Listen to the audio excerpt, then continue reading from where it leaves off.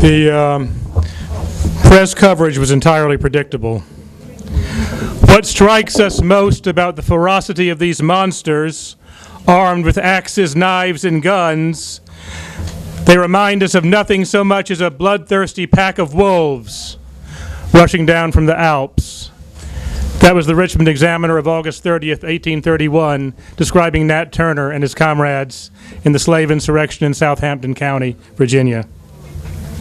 So it is always when oppressed people rise up and strike back at their oppressors.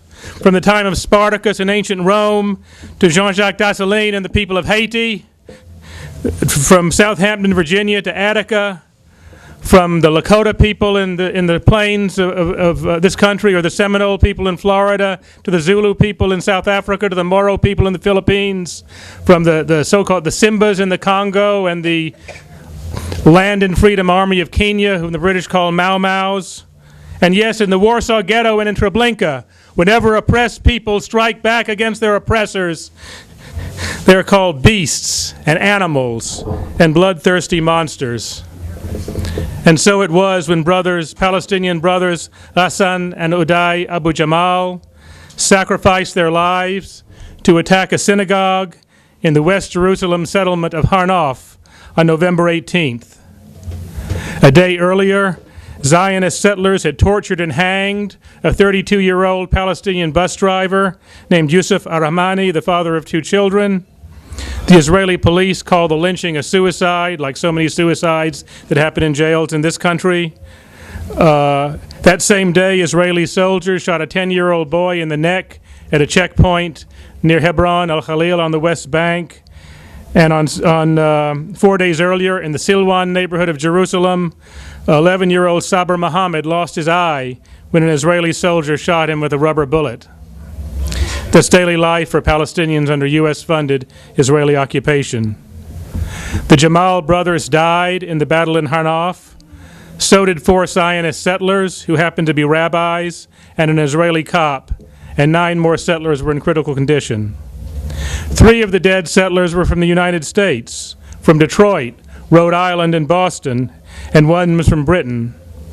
They were dual citizens of the countries of their birth and of Israel by virtue of Israel's law of return, which allows a Jewish person from the United States or Europe to automatically become an Israeli citizen and fly back and forth from the U.S. to Britain or Europe to Palestine or Europe to Palestine, while the majority of Palestinian people who have lived on that land with their families have lived there for thousands of years are not even allowed to live in the land of Palestine.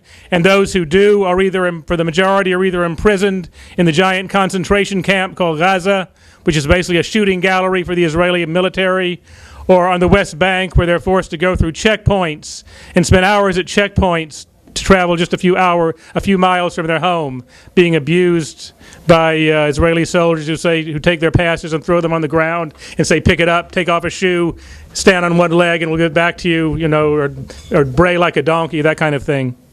The same kind of sadists that make up the police departments of so many of you in this country. The Israeli state responded to the action in Harnof by arresting the members of the Abu Jamal family and blowing up their homes, leaving their extended families homeless with no place to live. That standard Israeli practice, collective punishment. The Nazis used it in ancient Rome. If a slave committed a crime, every slave in the household was killed. The Zionists have been using it since the 1930s, when the Israeli Defense Forces started as the Haganah, a mercenary force for the British, and its job was to protect the Haifa pipeline that brought the British Petroleum Company's oil to the Mediterranean. And if Palestinian guerrillas hit that pipeline, the Haganah would destroy the nearest Palestinian village. Israeli Prime Minister Benjamin Netanyahu, his hands dripping with the blood of the children of Gaza, called the Jamal brothers animals. The New York Daily News and New York Post and other U.S. newspapers echoed his words in screaming headlines, and politicians, both Democratic and Republican, joined the chorus. We will see no such headlines about the cop who killed unarmed 29-year-old Alan Gurley today in the stairwell of the Pink Houses in Brooklyn. They do not speak that way of Officer Darren Wilson, the murderer of Michael Brown, or of the cops who killed Eric Garner and Kimani Gray and Chantel Davis and Ramarley Graham and Nicholas Haywood Jr. and Timothy Stainsbury and Mohammed Ba and Usman Zango and Amadou Diallo and Antonio Baez and so many others in this city alone. So many black and Latino youth, and not just youth, but elders too, like Eleanor Bumpers, a grandmother blown in half by a shotgun for refusing to leave her apartment, or Mr. Kenneth Chamberlain, the retired Marine Corps vet murdered in Westchester. Politicians all chimed in to condemn the horrific, what they called a horrific massacre. Kerry called it pure terror. The president called it a horrific attack and said, too many Israelis have died, too many Palestinians have died. He neglected to add that of the tens of thousands of Palestinians who have been murdered by the Israeli war machine, by the Zionist state in the Levant, the majority have been killed by weapons supplied by the United States, by napalm, white phosphorus, dense inert metal explosives, cluster bombs, vacuum bombs that the United States supplies in an endless stream to the Israeli war machine. Horrific massacre. The media and politicians did not speak that way when for 53 days this summer, as the Zionist state in the Levant rained U.S.-made weapons of mass destruction on the 1.5 million Palestinians imprisoned in the 23-mile concentration camp called Gaza. And U.S. politicians and media cheered as Israel's U.S.-made bombs and missiles killed over 2,000 Palestinians and 504 of them children, and sliced off arms and legs and blinded others, and orphaned many more, and left 200,000 homeless. The politicians and media said the same thing they did when Israel bombed Gaza in 2012 or in 2008, 2009. They cheered, or at best called for restraint, and said it was complicated, and mouthed platitudes about Israel's alleged right to defend itself.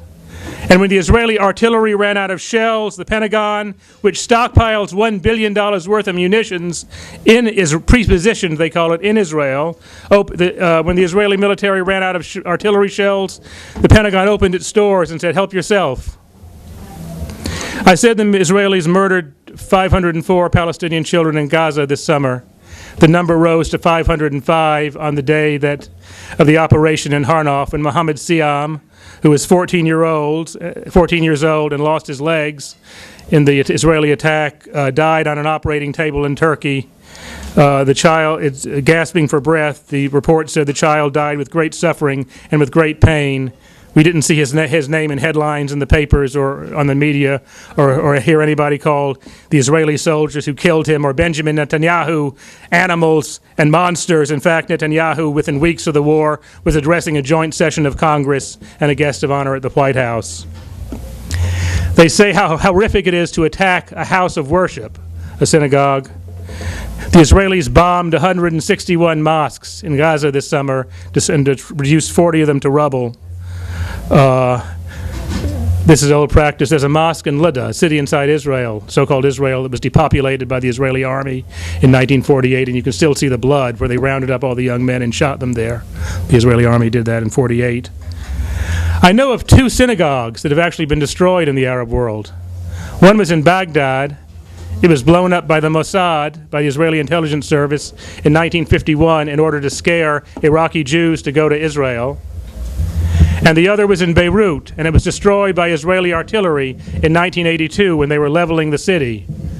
But Beirut now again has another synagogue. It was built under the protection of Hezbollah. U.S. citizens killed. That's the other big thing, because 3 of them were U.S. citizens. The FBI is going over there to help the Israeli police investigate this operation. The NYPD, too, which is being trained in Israel and has close working relationships with the Israeli state. 100 FBI agents are also on their way to Ferguson. And we know they're not going to arrest Darren Wilson or investigate the Missouri police, who are also trained by Israel and armed by Israel.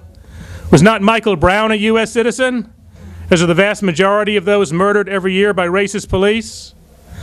There was another U.S. citizen named Orwa Abdul Wahab Hamad. He was 14. He was shot to death a month ago in October by Israeli soldiers on the West Bank, October 25th. The FBI is not investigating his murder. There's been no headlines about it. Or there's Furqan Dogan, a young U.S. citizen of Turkish descent from Troy, New York, who was murdered when Israeli commandos boarded the Mavi Marmara, a Turkish ship bringing, in 2010, bringing medical aid to Gaza, and killed 19 people. There was no complaints from the U.S. government about that murder, no action. The arms and money keep flowing to Israel. Rachel Corrie, run over by a Caterpillar bulldozer in Gaza when the Israelis still occupied it, trying to save a Palestinian family's home. She was a U.S. citizen. Cynthia McKinney was not only a U.S. citizen, but a former U.S. congressperson when the Israeli military boarded the ship she was on, also trying to bring medical relief to Gaza, and kidnapped her and took her to prison in the Israeli port of Ashkelon. And when Councilman Charles, now State Assemblyman Charles Barron's office called the White House to ask what was going on, you know what the White House said? Could you send us some more information? Like they didn't know about it. And speaking of the FBI, there's another U.S. citizen named Rasmia Odeh. She's a Palestinian woman in her 60s, a grandmother. She's lived here for 20 years.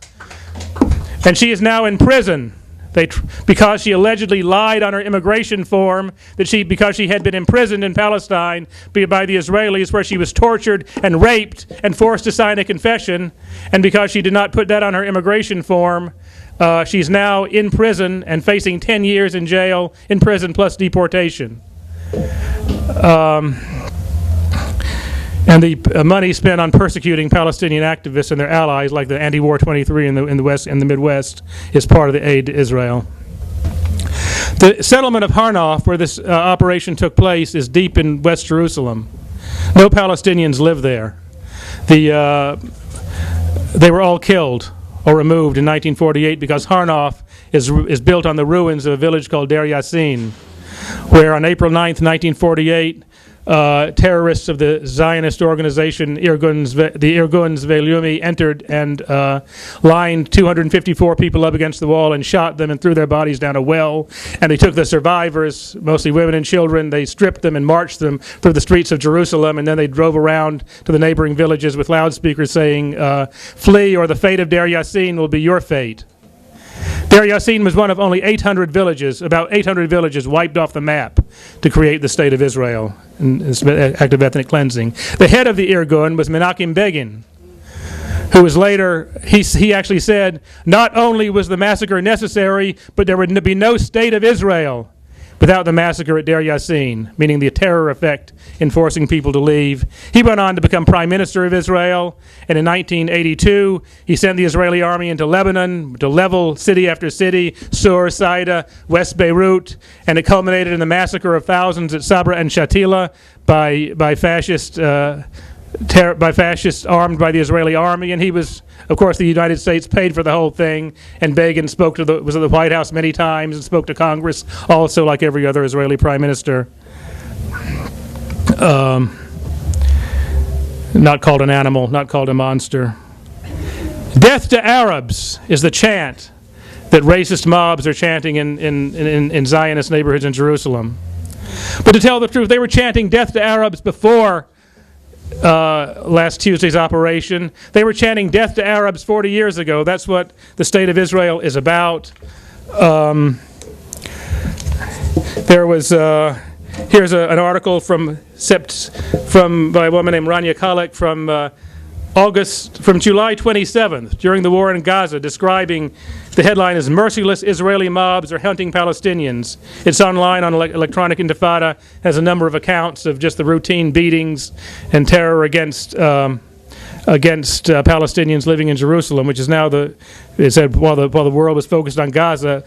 The fact is, hardly a day goes by in Jerusalem or the West Bank where settlers don't murder somebody, or settlers are soldiers, and the settlers are mostly from the United States, don't murder somebody, or they invade farms and tear up olive trees or beat children, or it's just brutality after brutality. And you look at the faces of these mobs, you can find them. Hey, look at my wall on the Facebook. You can see they remind you of nothing so much as the hate-filled mobs of racists in the South against the civil rights movement in the 1960s. And there's I spoke before about the many young people murdered in the city by the NYPD, so many of them in Brooklyn. And what the NYPD is, this is the strike force of gentrification. They're trying to create a climate of terror. They are telling oppressed people in the city, you are not welcome here. And like in Brooklyn, where Comrade Ann and Comrade Amani have been so active, where people are fighting back, where they're trying to, quote, redevelop whole neighborhoods and build all this expensive housing and drive people out. And the NYPD are the strike force of the big real estate developers. The settlers are the strike force of the very same real estate interests who are building luxury housing, trying to displace the Palestinian people of East Jerusalem, who are building, it's gentrification, really. It's a mass. They want to build luxury condos and hotels. If you buy, you can read ads for Bible-style condos in West Jerusalem. So much of the new housing in East Jerusalem, rather, so much of the new housing built in Palestine every year is second homes for U.S. settlers. And when Joyce and I were there in 1988 during the first Intifada, there was what they would do is they would go and they would find, if they found some chart of, they'd say that this little piece of pottery, this proves that this was part of the ancient kingdom of Israel, therefore this is Jewish land, you got to move out. But of course behind these real estate interests are the banks, and some of the many of the same developers as in Brooklyn. Some are Jewish, like Shmaila Boylenstein. Some are not, like Donald Trump. He's a big real estate developer in Palestine. And behind them all are the giant U.S. oil corporations and banks who make so much money off running the state of Israel, which is basically a giant protection racket that they run in the Arab world to keep the oil wealth, flowing into the coffers of Wall Street and of the military-industrial complex. If you attended our conference last week, you would have heard we received a statement, a solidarity message from the Popular Front for the Liberation of Palestine. Hassan and Uday Abu Jamal were members of the Popular Front for the Liberation of Palestine. So I want to read from a message, the statement issued by the PFLP by Khalil Makdisi on the events of this week on the operation in Harnoff. It's also on the Workers' World website. The operation today in Jerusalem is a natural response to the ongoing racist policies and crimes of the occupation, and it is the occupation that is responsible for the escalation in Jerusalem and throughout Palestine. We are witnessing lynchings, the targeting of Palestinians, demolishing homes, confiscating land, building colonies, taking unprecedented measures against Muslims and Christians, holy sites in Jerusalem on a daily basis. Every day, thousands of supporters of the PFLP and our entire Palestinian people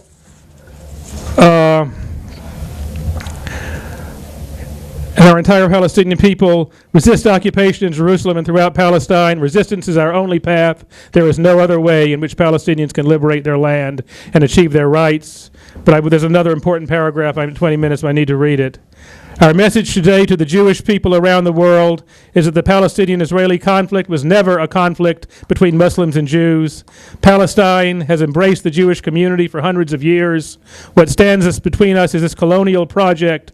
We know that thousands of Jews around the world are true and genuine voices for the struggle, leading boycott movements and joining the Palestinian struggle for liberation on a daily basis. We salute each and every one of them. And for those Jews who are masked by the Zionist discourse, Israel is nothing but a death trap for both Jews and Arabs. Racism can never resolve conflicts, and apartheid is not a solution. You must stand by the side of the oppressed and not the oppressor. Raise your voice against the Zionist criminals who are oppressing our people in your name. And when we speak of Jewish people fighting on the side of Palestine, none are more in the forefront than our comrades in Workers' World Party, like our late comrade Leslie Feinberg, who passed away this week. I also want to mention Comrade Tova, who spoke last week at our conference about the boycott, block the boat movement in Oakland. And her parents, she was born in Palestine. Her parents fled Nazism in Europe. And when they landed, there was a Palestinian family living in a house, a shack. And the Israelis said, "Get out, this is yours now." But they saw through it and they left. And Tova is a leading activist of Palestine. I also want to mention Comrade Eddie Youd, who in 1971, after the events of the Munich Olympics, which was also generated an anti-Arab hysteria in this country, fanned by the media and state, wrote a leaflet that we mass distributed in the hundreds of thousands around New York and around the country, saying what every worker should know about the Munich Olympics and defending the rights of the Palestinian people in popular language. Thank you.